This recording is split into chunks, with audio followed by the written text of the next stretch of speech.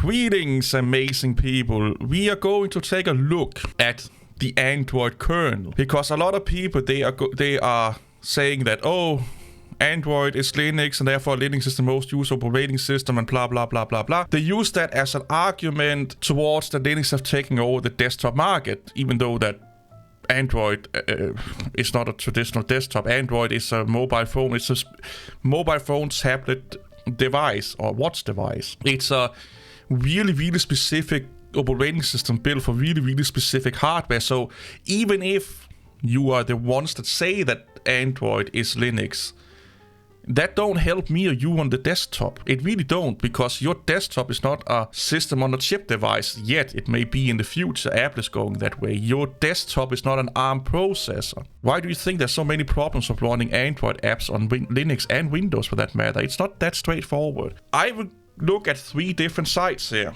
It helps if I'm actually activating over here. The kernel overview, the Android common kernel, kernels, and the generic kernel image, the TKI, which is kind of new, something they are doing to help streamlining and making sure that things are as close to being cozy as possible. Is Android Linux? I wouldn't say no, because it's modified heavily, and we go into that a little bit. Is it Linux based? Yes, of course. They are taking Linux upstream and doing their own thing downstream, and then sometimes submitting it upstream, but that don't mean that it automatically be, implemented into the kernel. It's not like they are taking the Linux kernel, just following the Linux kernel. They are upstream with the Linux kernel. They are downstream from the Linux kernel. They're doing their own thing. And then their changes and what they're doing, they can then or will or sometimes do submit it to the Linux kernel project, and it will or may happens to be incorporated into the kernel that you're using today or not. But they are not following the mainline kernel. And to some extent, the Ubuntu kernel is not doing that. The Arch kernel is not doing that. Anyone that's not using the vanilla kernel is to some extent a downstream project of the Linux kernel, meaning that they're not using the kernel, the vanilla kernel's code side by side with the vanilla kernel. They are modifying somewhat. Android just go way further than most of them do. Like massively way further than most of them do. And it's to the point where, well, if you say that a good example here is that is Ubuntu Debian? No. It's based on Debian and rely on Debian, but Ubuntu is its own thing. It's not Debian. It's just using a lot of the same technology and based on Debian. Look at Android like that. It's based on Linux, but it's doing so much of its own thing that something would be compatible with Linux, but a lot of things may not be compatible with Linux, just like with Ubuntu. I've read these articles here, and I will go over them really, really fast or condense them into usable information in a fast format. If I had to sit and read all this and dissect this, we'll be here for fucking hours and hours and hours. So I'm trying to condense this fucking saga into a manageable pieces of information. So I will go fast over things. I will generalize some things. I may miss some things. You should still get the overall idea here. Even though if I miss some things or if I'm grossly simplifying something, the end idea of what I'm trying to convey here, you should get. The kernel overview. The Android kernel is based on the upstream long-term support kernel at Google. LTS kernels are combined with Android-specific packets to form what are known as the Android common kernels. We will look at what that is further on. Newer ACKs, version 5.4 and above, are also known as TKI, and we will go on to that later on, as they support the separation of hardware-agnostic generic kernel code and hardware-agnostic kernel code. So they want to separate what vendors do with the code to interact with the Linux kernel. So it don't being mushed together. It's kind of modularizing it to some extent. And you see here we have the Android common kernel, Android open source projects, the future kernel, generic kernel, and you can go read our launch kernel. Kind of self-explanatory here. Branch types, KMI, Android mainline. Kind of self-explanatory here. But we now have seen that they have something called the ACK. The Android Common Kernel. What does that mean? AOSP common kernels, also known as Android Common Kernels or ACKs, are downstream from of the kernel.org. Downstream. If they were upstream with the kernel or basically just mirroring the kernel, they will not be a fork. They will be it will be Linux, if you get what I'm saying here. You have to remember this: based and downstream. When something is based on it, that means that it's not that. If it's downstream, also means that it's not that. It's a modified version. So the ACKs are downloaded from kernel.org. Kernels are including patches of interest to the Android community that haven't been merged into the mainline or long-term supported LTS kernels. So again, this is what makes them downstream. These patches can include backports and cherry-picked of upstream functionality needs for Android features. Really specific here. Specific to Android. Futures ready for Android devices. Again, really specific things for Android, but still under development upstream. For example, energy-aware scheduling, task place optimization. Vendor OEM features that are useful for other ecosystems partners. For example, SD squash, AFS, or FD card file system squashing. And then you talk about the mainline kernels is the primary development branch for Android mainline is the primary development plans for the Android features. Linux mainline is merged into Android mainline, where Linus Torvalds post a regular or a release candidate before Android Common Kernel before 2019. Android Common Kernels were constructed by cloning the recently declared LTS kernel and adding the Android specific patches. These processes have changed in 2019. To branch a new common curl, Android common curl from Android mainline. These new models avoid the significant effort to forward port and test Android patches by accomplishing the same results incrementally. What you should put your head around here is that they are merging it with Linus code. So they're taking their own code and merging it with Linus code. If it has been pure Linux, that should not have been needed. I'm really simplifying this, or else we'll be here for ages and ages. So we heard about this TKI, that's the new wave, or the new way that they're doing Android. So what is the Android, the newer version, or the new way that they are looking at or trying to do the Android system via the new TKI project based on the Android common kernels? So this way that they're doing it now with TKI it's a modified version or a new way of doing Android common kernels, ACKs. So ACKs are the basis for all Android product kernels. Vendors and device kernels are downstream of ACKs. So let's do an example here. Android or Google is taking the source code from Linus, doing the things with it. Then Samsung or Nokia or OnePlus or HTC or whatever fucking Android device makers out there, they are then doing the same to, or used to do, some do still and some used to, and then they are now moved over to the TKI kind of thing, but they used to do the same with the ACK. So the ACK is a modified merged version of the kernel, and then the Samsung Android kernel is a merged modified version of the ACK. So now we are 2 steps removed from the mainline kernel, the vanilla mainline kernel. 2 steps. Vendors add support for a system on a chip, SoCs, and peripherals device by modifying the kernel source code and adding device drivers. These modifications can be extensive to a point that as much as 50% of the code running on a device is out of 3 code. That will not make it much Linux then anymore, if you ask me. And isn't from upstream Linux or from upstream, Android common kernels anymore. Thus, a device kernel is comprised of upstream, Android-specific patches and stuff like that, vendor-specific stuff, and OEM-specific stuff. That will give a lot of fragmentation, of course. That will give a lot of incompatibility, difficulties with support, difficulties with bug fixing, because all of this merged together in one big fucking mesh. All of the Android things, the Linux things, the OnePlus things, the Android, the Samsung things, all merged together in one big fucking pile of shit. Makes it really hard to have, bug fixes and sharing between each other, because if Android finds a bug and they fix it and then they send it to Samsung or say, hey, look what we done here. Well, Samsung's code is so messed up with their own fucking shit that they have injected into their kernel that bug may not bug fix or security fix that Android does or Linus does may not work on their devices because the code is so far removed from the vanilla code tree. So fixing the fragmentation, the generic kernel image.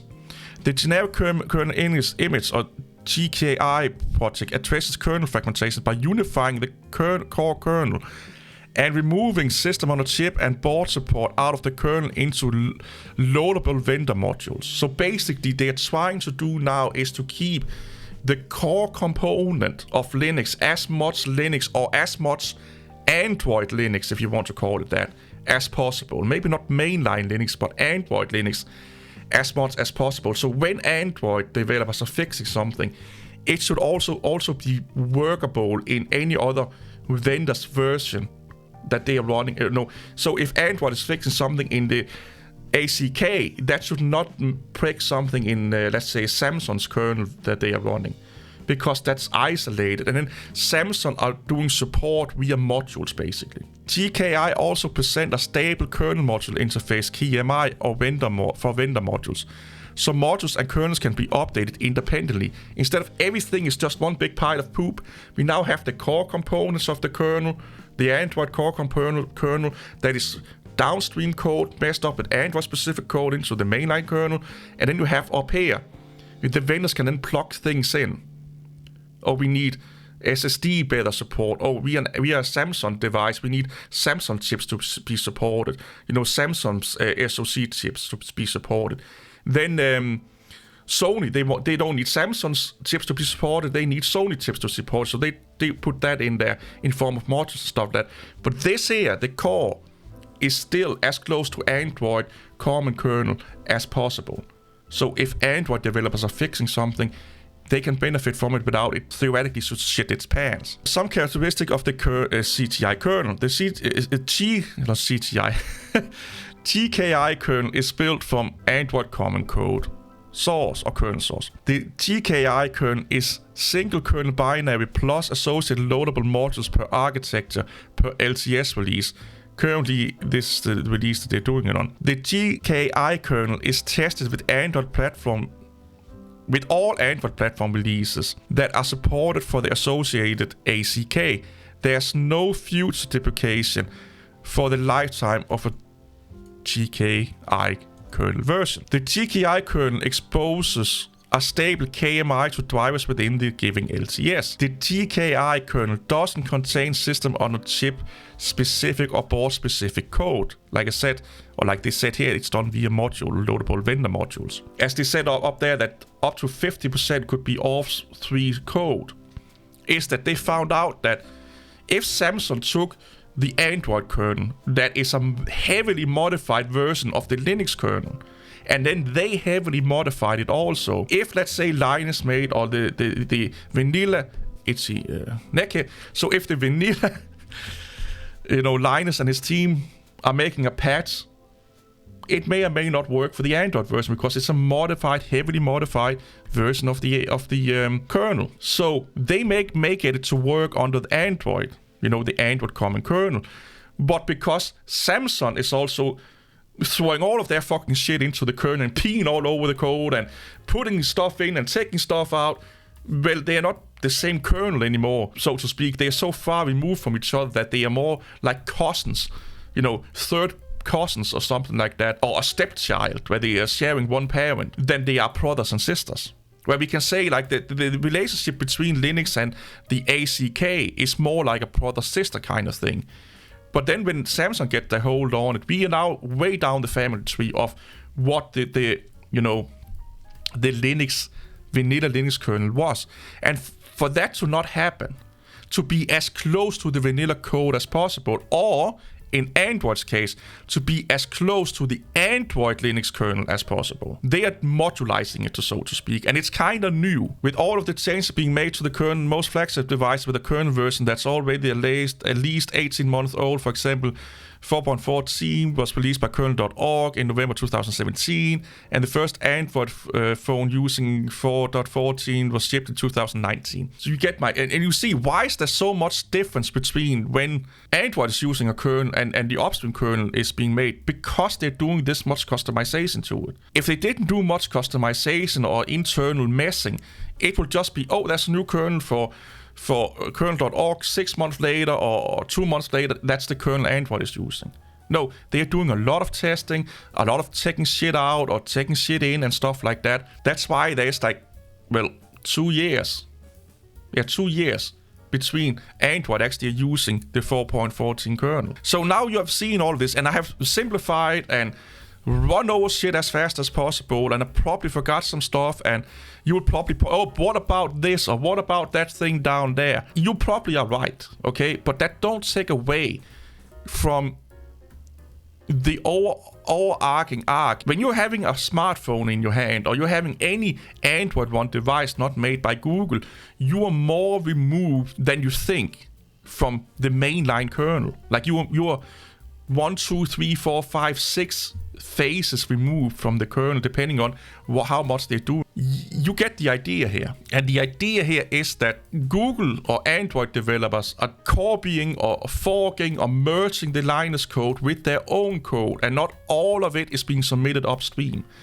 And a lot of it is cherry-picked of the code that they're using from the mainline kernel that is Android specific and so on. No matter how many, you forgot about this, or you sort of talked about this and this, if you read this, it means something else. You're probably right. But that don't take away from the message. And the message is that the Android kernel is not Linux kernel, it's Linux based. Like I said before, with Ubuntu is Debian based, but it's not Debian. Manjaro is Arch based, but it's not Arch. That's what I'm coming from here. Anyone that customized the Linux kernel, we could debate that, then they also are not Linux. And you are right. Honestly, anyone that's not running the mainline Linux kernel, in my opinion, is running a Linux compatible system, if you ask me. Because if you're not running the vanilla kernel, you're doing exactly what Android is doing. You are forking the kernel to some extent. But most distributions like Debian, Arch, Ubuntu, SUSE, they do really light modifications. And they are closer to upstream than Android is. So you barely will not noticing it. It may be a config that we have better, let's enable this experimental memory management thing when we are compiling the kernels. If we have Fedora, or if we are Debian, let's only use stable, proven technologies in the kernel, and then let everyone else test the newer features in the kernel. That's kind of where they're coming from. It's about the config. If you have ever compiled a kernel yourself, you have a config file where you can set up the parameters of what you want and need, what hardware you want and need to be in the kernel, what technologies you want and need in the kernel. Most customized kernel, the Zen kernel, the Ubuntu kernel, the Debian kernel, is just that config file. They are just changing what they want, what they don't want, maybe enabling some experimental feature, maybe changing priorities and stuff in the kernel and stuff like that. Where Android is actually injecting code into the kernel. I don't know if I can show you guys this, but I will show you what I talk about here. So this is just the first site that I found, but you will get a menu like this here. General boot up, loadable module setups. You can load in modules and on off. This is what most of the customization that is being done by distribution makers. They are configuring the kernel. They are making their own config file and then compiling it. We don't need SCSI device drivers, so we are not compiling those. We don't need SSD or spinning hard drive support, so we are not compiling that. We need this scheduler and not that scheduler, so we're only compiling one of them and not all of them. And we are prioritizing I/O input over something else, so we are compiling it with that config flag. This is what most distribution makers are doing. This is not what Android is doing. They're not sitting here in the config file here, and see if there's any more pictures. There's not. They're not sitting here in the config file here, or config menu here, and just being yes, no, yes, no, yes, no, yes, no. That's not what Android are doing. They are injecting shit into the kernel code and injecting a lot of shit and using a lot of modules and stuff like that. Some distribution makers doing a little bit of that, but not to the extent of that Android is doing. So I hope this makes sense, and I hope you understand why I'm saying that Android is not Linux, but it's Linux-based, just like I say Debian. Ubuntu is not Debian, but Debian-based. And just as I say that Manjaro is not Arch, but Arch-based. It's the same thing here. But out of those two examples I gave you beside Android is probably the one that is the most removed from the core kernel. Meaning that they are doing most, or they are the project that are doing most modifications to the kernel. I hope this makes sense. Just want to clarify this. Now you know what my standpoint is. If you still want to regard Android as being Linux, go nuts. But now you know why I will not call it a Linux system, but a Linux-based system. And there's a vast difference between that. See you all later. Bye-bye.